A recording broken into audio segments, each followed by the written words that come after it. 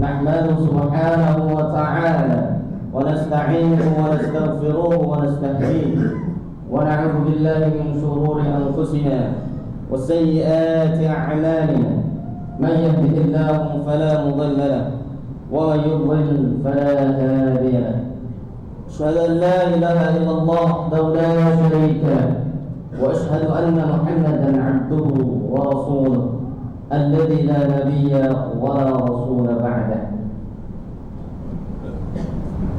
قال تعالى في كتابه الكريم بعد أعوذ بالله من الشيطان الرجيم يا أيها الذين آمنوا اتقوا الله حق تقاته ولا تموتن إلا وأنتم مسلمون. وقال أيضا يا أيها الذين آمنوا اتقوا الله وقولوا قولا سديدا يصلح لكم أعمالكم ويغفر لكم ذنوبكم ومن يطع الله ورسوله فقد فاز فوزا عظيما. يا أيها الناس اتقوا ربكم الذي خلقكم من نفس واحدة وخلق منها زوجها وبث منهما رجالا كثيرا ونساء واتقوا الله الذي تساءلون به والأرحام إن الله كان عليكم رقيبا أيها الحاضرون رحمكم الله أوصيكم وإياي بالتقوى الله فقد فاز المتقون وقال تعالى وتزودوا فإن خير الزاد التقوى واتقون يا أولي الألباب. Sidang jamaah salat Jumat Masjid Nurullah yang dimuliakan oleh Allah Subhanahu wa taala. Segala puji syukur mari kita surahkan kepada Allah Subhanahu wa taala yang telah memberikan kepada kita hidayah dan taufik sehingga kita dapat mendengarkan khutbah Jumat dan melaksanakan salat Jumat secara berjamaah. Kedua kalinya salawat beserta salam mari kita sampaikan kepada junjungan kita Nabi Muhammad sallallahu alaihi wasallam beserta keluarga, sahabat dan para pengikutnya yang senantiasa mengikuti ajarannya dan mengikuti sunnah-sunnahnya sampai hari kiamat. Sidang jamaah Jumat yang dimuliakan oleh Allah Subhanahu wa taala. Pada khutbah hari ini khatib berwasiat tentang bagaimana kita diperintahkan oleh Allah Subhanahu wa taala untuk menjadi generasi rabbani, generasi yang mengesahkan Allah Subhanahu wa taala, generasi yang bertauhid, menjalankan perintah Allah dan menjalankan apa yang diperintahkan oleh Rasulullah sallallahu alaihi wasallam. Itulah generasi rabbani. Generasi rabbani ini mempunyai dua ciri-ciri khusus.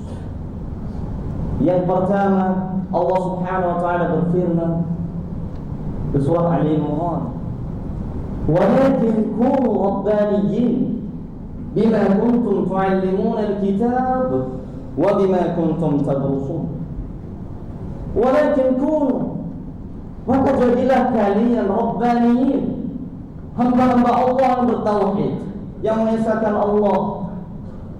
Bima kuntum tu'allimuna al-kitab. Orang-orang yang rabbani itu mencari ciri-ciri. Bima kuntum tu'allimuna al-kitab. Karena kalian itu mengajarkan al-kitab, yaitu mengajarkan Al-Quran. Wa bima kuntum tadrusun. Dan karena kalian mempelajari Al-Quran. Jadi orang-orang rabbani yang dicintai oleh Allah Subhanahu wa taala, dia tidak bosan-bosannya untuk mempelajari Al-Quran dan mengajarkannya.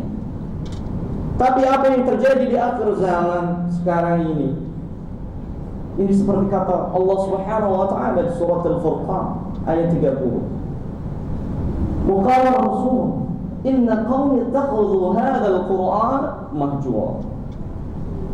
Rasul sallallahu alaihi wasallam mengeluh kepada Allah dan dinaskan di dalam Al-Qur'an. Wa qala Rasul, dan Rasul sallallahu alaihi wasallam mengadu kepada Allah, inna qaumi, sesungguhnya umatku, ittakhadhu hadzal Qur'an, menjadikan Quran ini mahjura, disia-siakan. Berapa banyak dari kaum muslimin pada saat ini tidak bisa membaca Al-Quran, tidak bisa membaca Al-Quran. Bahkan generasi muda semakin banyak yang tidak bisa membaca Al-Quran. Fana'udzubillah, bahkan orang yang tua pun banyak yang tidak bisa membaca Al-Quran. Ini sesuai dengan apa yang diajukan oleh Rasulullah SAW. Bahwasanya umat ini banyak yang menjadikan Al-Quran sia-sia. Padahal yakin setiap muslim pasti dia mempunyai Al-Quran di rumah, bahkan 1, 2, atau 3 buah. Tetapi Al-Quran hanya menjadi simbol, pajangan di lemari, bahkan ada yang ditaruh di atas meja, ataupun kaligrafi di rumahnya. Maka dia membaca, membukanya, bahkan hanya menjadi simbol. Hanya menjadi simbol. Bahkan ada seorang mahasiswa bertanya, dia tidak bisa membaca. Saya bertanya, kapan terakhir kamu mempelajari Al-Quran? Di SD. Masya Allah. Tidak membaca Al-Quran? Tidak bisa sekarang? Sudah lupa. Dan ini banyak terjadi hal ini. Dan ini yang menjadi hal yang perlu kita pelajari. Kita berani, kita semangat kembali untuk mempelajari Al-Quran. Kalau kita ingin menjadi orang yang baik dan dicintai Allah, dan kita mencintai Allah Subhanahu wa ta'ala. Terus, apa kewajiban kita sebagai umat Islam terhadap Al-Quran? Wajibatuna nahwa Al-Quran arba'ah. Kewajiban kita kepada Al-Quran ada 4. Yang pertama, qira'at, membacanya. Wa fahmuhu wa tadabbur. Yang kedua, memahaminya dan mentadaburnya. Wa arba'ah, yang keempat, wal 'amalu bih. Yang keempat, mengamalkannya. Dan yang terakhir, ta'limuhu wa tablighuhu. Yang keempat adalah mengajarkannya dan menyampaikannya kepada orang lain. Yang pertama, qira'at, membacanya. Karena ayat yang pertama kali turun kepada Nabi sallallahu alaihi wasallam tidak lain adalah kata-kata Iqra. Iqra bismi rabbikal ladzi khalaq. Ayat yang pertama kali turun kepada Nabi sallallahu alaihi wasallam adalah perintah untuk membaca Al-Quran. Untuk membaca Al-Quran. Tetapi apa yang terjadi dengan masyarakat kita sekarang ini? Kita tersibukkan bangun tidur dengan membuka HP, waktu istirahat HP, bahkan setelah sholat HP, dibukanya Facebook, dibukanya ini, Twitter dan lain sebagainya, dan melupakan Al-Quran. Maka apa yang dikatakan Allah Subhanahu wa ta'ala di surah Taha, wa man a'rada 'an dzikri fa inna lahu ma'isyatan dhanka. Barang siapa yang berpaling dari Al-Quran, zikr, maksudnya peringatan Allah Al-Quran, fa inna lahu ma'isyatan dhanka, maka Allah menjadikan kehidupannya payah, sempit. Kita bangun dari pagi kerja sampai malam kerja, dan besok begitu lagi. Dan kita merasa sempit dunia ini. Kenapa? Karena kita tidak membaca Al-Quran. Waktu yang 24 jam begitu banyak kita habiskan untuk menonton TV, untuk membaca apa yang ada di HP kita, risalah-risalah, SMS dan lain sebagainya, dan kita mengabaikan Al-Quran. Dan na'udzubillah, bahkan kita ketika di masjid pun, sebelum khutbah kita tidak membaca Al-Quran. Bahkan setelah sholat dia membuka HP-nya, sedang Al-Qurannya dia lupakan. Walaupun di Al-Qurannya di-download Al-Quran di HP-nya, tetapi dia lupa membukanya. Maka Allah menjadikan baginya kehidupan yang sempit. Waktu begitu sempit, seolah-olah tidak bermanfaat, tidak berkah. Anda di kereta, Anda di mobil, HP. Anda di rumah, bangun tidur, setelah tidur, mau makan, setelah makan, semuanya tidak ada Quran di dalamnya. Maka ketahuilah kehidupan sempit yang ada dalam diri kita. Seolah-olah kita di dunia ini sempit, itu saja, tidak merasakan keberkahan waktu yang Allah berikan. Kita tidak bisa beribadah lebih. Bahkan ketika terbangun di malam hari, kita yang pertama kali dibuka adalah HP. Apa kita membuka Al-Quran? Apa kita qiyamul lail? Yang kita buka HP. Alhamdulillah. Dan di dalam HP mudaratnya begitu banyak bahayanya bagi kaum muslimin, yang membuat moral kita, generasi muda kita turun hancur. Itu karena media, baik TV ataupun HP antum ataupun iPad dan sebagainya. Alhamdulillah. Bahkan Rasulullah pun mengatakan, innal ladzi laisa fi jawfi syai'un minal Qur'an kabaitil kharbi. Sesungguhnya di dalam jiwa ataupun mulut yang tidak ada di dalamnya Quran, maka Rasul gambarkan kalbaitil kharbi, seperti rumah yang hancur. Mulutnya mudah berkata buruk, mulutnya tidak bisa berkata yang baik, bahkan mulutnya senang memakan yang haram, menyakiti saudaranya. Otaknya pun demikian, perilakunya pun demikian, akhlaknya pun seperti rumah yang rusak. Alhamdulillah, bacaan Al-Quran, para saudaraku hadirin sekalian, fa innahu yati syafi'an li ashabihi yaumil qiyamah. Karena Al-Quran akan memberikan syafaat kepada para pembacanya di hari kiamat. Al-Quran akan menjadi penolong kita di mana tidak ada penolong kecuali Allah. Dan atas izin Allah, Al-Quran yang selalu kita baca, lailan wa naharan, siang malam, dia akan datang menyelamatkan kita. Sedangkan HP dan sebagainya menjerumuskan kita ke dalam jurang maksiat dan akhirnya adalah tempatnya neraka. Alhamdulillah, alhamdulillah.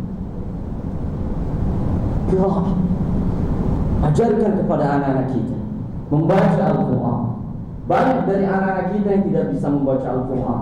Anda siap membayar untuk kursus bela diri dan lain sebagainya, bahasa Inggris dan sebagainya, dengan harga ratusan ribu bahkan jutaan, tetapi mempelajari Al-Quran yang bahkan gratis, Anda kita malas-malas, bahkan acuh tak acuh, maka ketahui rumah kita tidak ada ketenangan.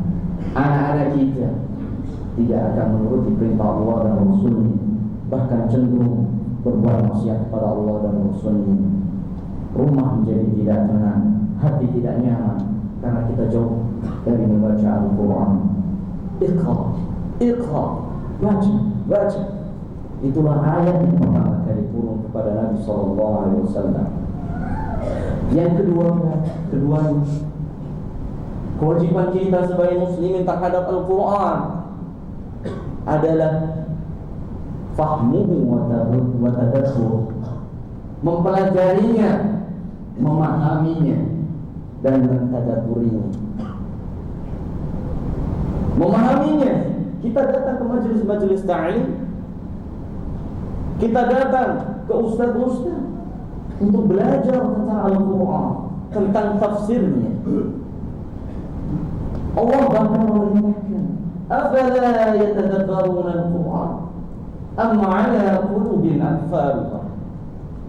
Apakah mereka tidak bisa mentadabburi Al-Quran, memahaminya dan menghayatinya, atau ala qulubin aqfaluha, atau ke hati-hati mereka sudah tertutup?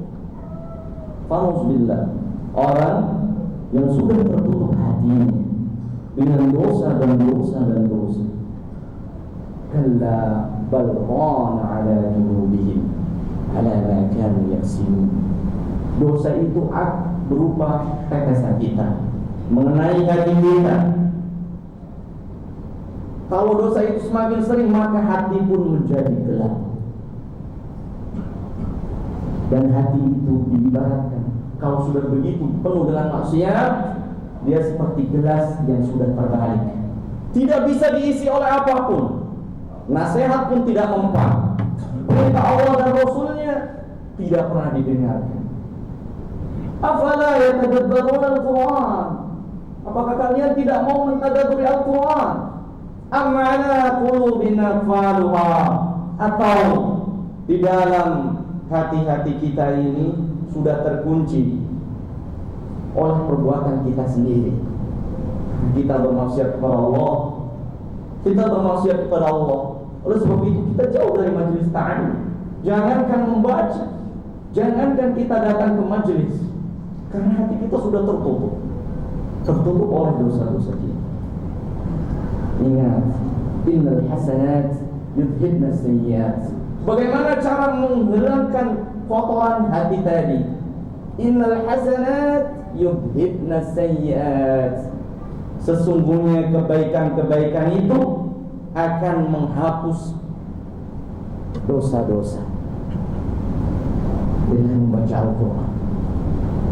Man qara'a Al-Quran harfan falahu hasanah wal hasanatu bi asyri amsalih wa la aqulu alif lam mim harf wal alif lam harf wa lam harf wa mim harf.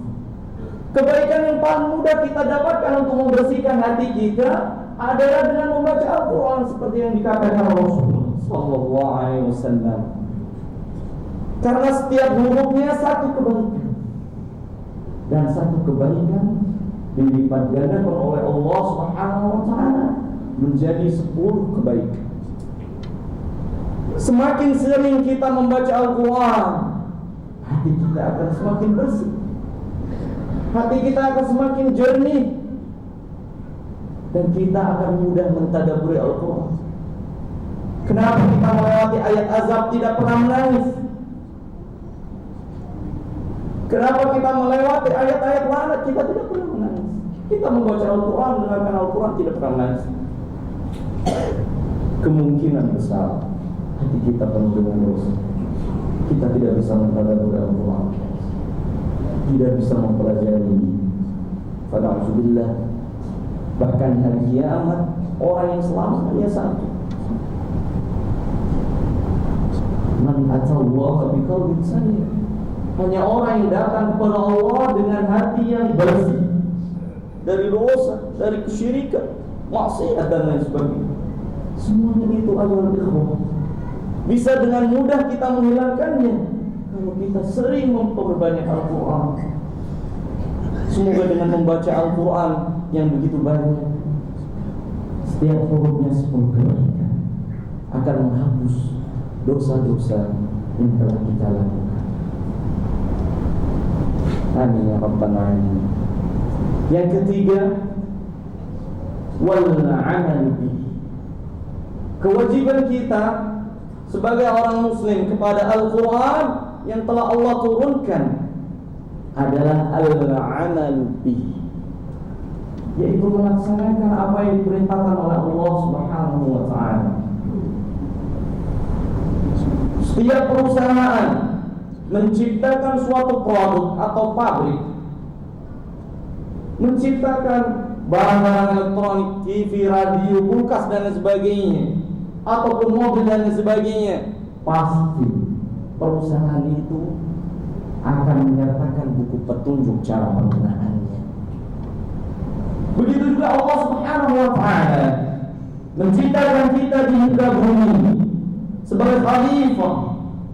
Allah tidak lupa memberikan kita petunjuk, yaitu Al-Quran. Dzalikal kitab la raiba fihi hudan lil muttaqin. Al-Quran itu, kitab itu tidak ada keraguan-keraguan, petunjuk bagi orang-orang yang bertakwa. Elektronik itu kalau tidak sesuai petunjuk akan rusak, bahkan bisa fatal, meledak dan lain sebagainya. Begitu juga manusia. Kalau kita dalam bertindakan, berbuat dan lain sebagainya tanpa didasari petunjuk dari Allah Subhanahu wa taala, maka kita tidak selamat di dunia dan akhirat. Bahkan Nabi sallallahu alaihi wasallam, Aisyah radhiyallahu anha ditanya oleh para sahabat, "Kaifa khuluqun Nabi?" Bagaimana akhlak Nabi sallallahu alaihi wasallam? Fa'ajadat khuluquhul Quran. Akhlak Nabi sallallahu alaihi wasallam, perkataannya, perbuatannya, tingkah lakunya semuanya merujuk kepada Al-Quran. Nabi mengamalkannya, dan Nabi adalah Al-Quran yang syi. Generasi terbaik Nabi adalah Quran yang berjalan. Was-sahabat Quran yang syi. Dan para sahabat generasi terbaik setelah Nabi, mereka adalah Quran yang berjalan. Apakah kita sudah seperti demikian? Kalau kita pengen menjadi orang yang baik, apakah kita ketika berjalan kita membaca Al-Quran, atau sebaliknya kita disibukkan dengan HP, kita disibukkan dengan gadget masing-masing, sehingga kita tidak kenal orang yang di sebelah kita, muslim di depan kita. Bahkan dia lupa dengan diri dan waktunya dan ibadah kepada Allah Subhanahu wa ta'ala karena sibuk dengan handphone dan lain sebagainya. Nabi adalah Quran yang berjalan. Mari kita jadikan untuk mengamalkan Al-Quran dimanapun kita berada, di rumah agar rumah kita menjadi terang benderang, di masjid, di kantor kita, agar hati kita bersih, banyak kejahatan yang dihapus oleh Allah Subhanahu wa ta'ala, dosa dan sebagainya.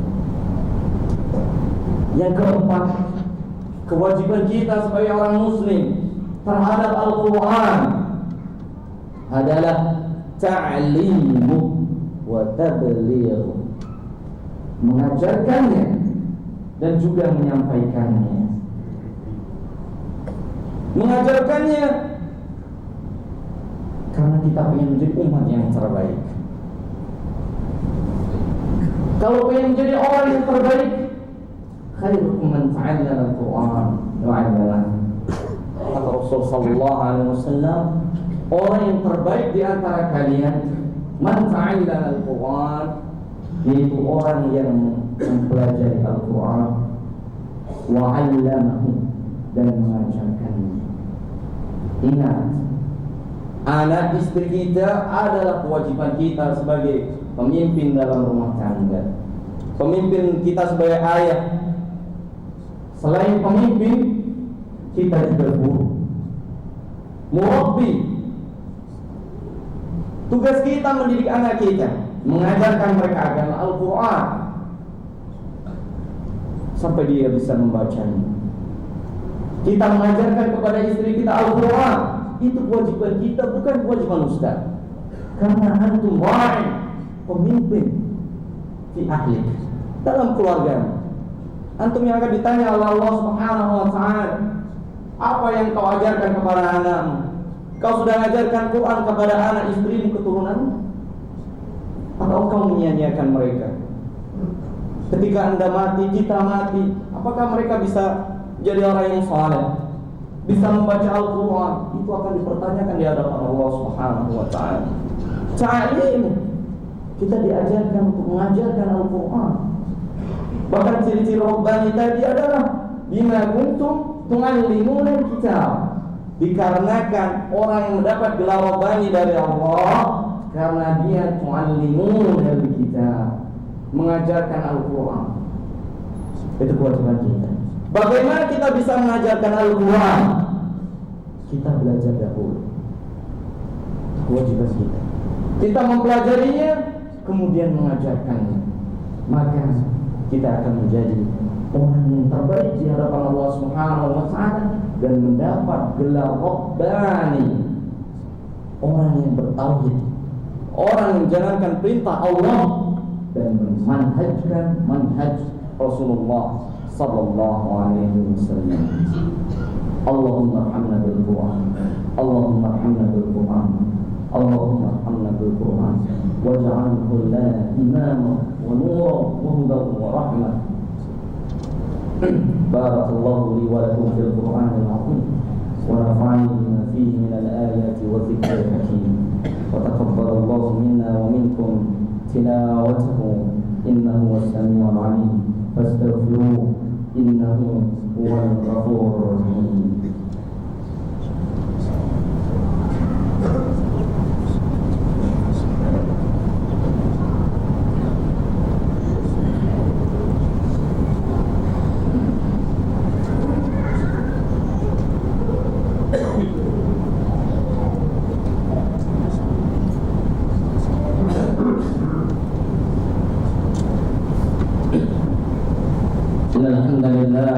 نحمده سبحانه وتعالى ونستعينه ونستغفره ونستهديه ونعوذ بالله من شرور أنفسنا وسيئات أعمالنا من يهده الله فلا مضل له ومن يضلل فلا هادي له.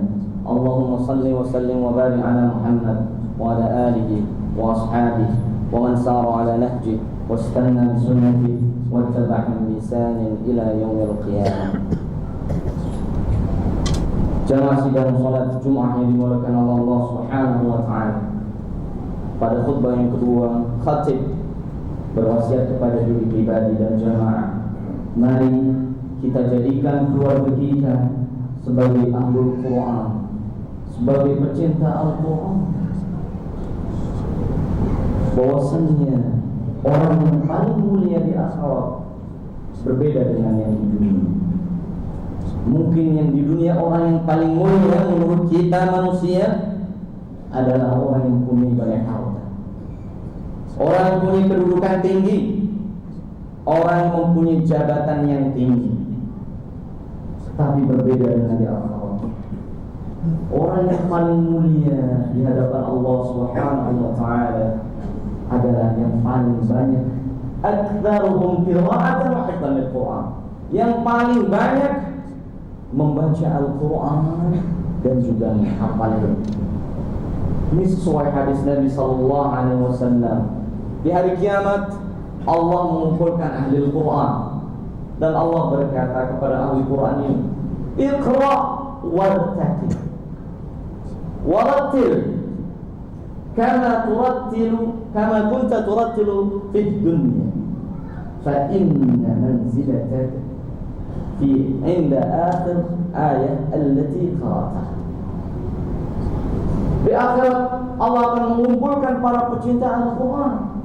Masya Allah. Apa yang dikatakan Allah Subhanahu wa taala? Iqra wartaqi. Bacalah dan naiklah. Bacalah dan naiklah. Jadi ini mengibaratkan orang semakin baca, dia akan naik semakin tinggi. Warattil kama kunta turattilu fid dunya, dan bacalah seperti engkau membaca di dunia, kata Allah Subhanahu wa taala. Fa inna manzilataka, ketahuilah sesungguhnya kedudukanmu inda akhir ayat, berada di akhir ayat allati taqra'uha, yang terakhir kamu baca. Jadi di akhirat orang yang mempunyai kedudukan paling tinggi di hadapan Allah Subhanahu wa taala tidak lain adalah orang yang paling banyak membaca Al-Quran dan paling banyak menghafalnya. Berarti ada jaminan dari Allah Subhanahu wa taala bagi pencinta Al-Quran surga. Surga ya Allah Subhanahu wa taala. Bahkan Allah Subhanahu Rasul SAW mengatakan di dalam hadis Allah di akhirat mengatakan, "Inna liya ahlun fid dunya." Allah Subhanahu wa taala berkata, bahwasanya saya mempunyai keluarga di dunia. Jadi Allah Subhanahu wa taala mempunyai keluarga di dunia ini. Siapa keluarga Allah Subhanahu wa taala? Ahlul Quran wa khassatuh. Para pecinta Al-Quran itu adalah keluarga Allah wa khassatuh, dan orang-orang khusus, orang-orang pilihan Allah Subhanahu wa taala. Jadi Allah Subhanahu wa taala mempunyai orang khusus dan orang pilihan. Tidak lain dikarenakan dia membaca Al-Quran dan menghafalnya. Mari kita hidupkan kembali setelah Jumat ini. Jadikan Al-Quran nomor 1. Jadikan Al-Quran yang paling banyak kita buka. Coba bayangkan kalau kita memfavoritkan Al-Quran, ketika kita lupa Al-Quran, kita pulang dan mengambilnya. Tapi tidak. Bahkan sengaja kita letakkan Al-Quran di rumah masing-masing, tanpa kita bawa di perjalanan kita. Tetapi kalau yang tertinggal HP Anda pergi begitu jauh, Anda akan kembali dan mengambilnya. Tetapi Al-Quran mungkin kita tinggalkan dan kita merasa bebas tanpa merasa berdosa. Bahkan kita tidak merasa sungkan tidak membaca Al-Quran. Fana'udzubillah, Sedang jamaah sekalian, yang dimuliakan oleh Allah Subhanahu wa taala. Mari kita giatkan kepada diri pribadi kita, kemudian semoga tertular kepada anak dan istri kita mencintai Allah. Orang yang mencintai Al-Quran akan menjadi keluarga Allah dan memiliki derajat paling tinggi di akhirat. Amin ya rabbal alamin. Allahumma salli wa sallim wa barik ala Muhammad wa ala alihi wa sahbihi ajma'in. Allahumma ighfir lil muslimina wal muslimat wal mu'minina wal mu'minat al ahya'i minhum wal amwat innaka sami'un qaribun mujibud da'wat wa ya qadi al hajat. Allahumma arhamna bil Qur'an, Allahumma arhamna bil Qur'an waj'alhu lana imaman wa nuran wa hudan wa rahmah. Allahumma dhakkirna minhu ma nasina, Allahumma dhakkirna minhu ma nasina wa 'allimna mimma jahilna warzuqna tilawatahu ana al-layli wa atraf an-nahar warzuqna tilawatahu ana al-layli wa atraf an-nahar warzuqna tilawatahu ana al-layli wa atraf an-nahar. Allahumma arina al-haqqa haqqan warzuqna ittiba'ah wa arina al-batila al-batila warzuqna ijtinabah. Allahumma inna nas'aluka al-huda wat-tuqa wal-'afafa wal-ghina. Allahumma inna nas'aluka al-huda wat-tuqa wal-'afafa wal-ghina. Rabbana atina fid dunya hasanah wa fil akhirati hasanah wa qina 'adzaban nar.